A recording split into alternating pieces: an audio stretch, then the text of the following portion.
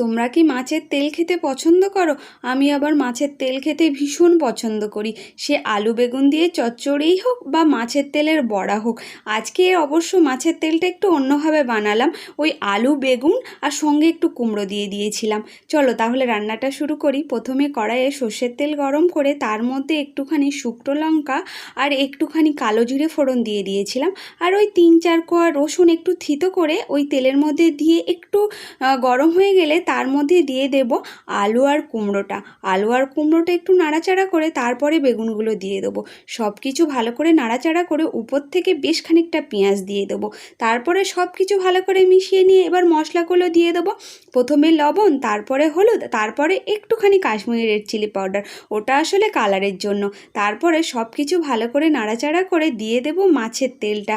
আসলে আজকের একটা মাছের তেল ছিল। তারপরে সমস্ত সবজিটা মাছের তেলের সঙ্গে ভালো করে মাখিয়ে দিয়ে তারপরে ঢাকনা দিয়ে দেবো। তারপরে দেখো কেমন তেল ছেড়ে এসছে। এবারে একটা বাটা মশলা দিয়ে দেবো। ওই জিরে আর ধনে একটু বেটে রেখেছিলাম, ওটা দিয়ে একটু নাড়াচাড়া করে নিয়েই তৈরি হয়ে যাবে আমার মাছের তেলের চচ্চড়ি। কী যে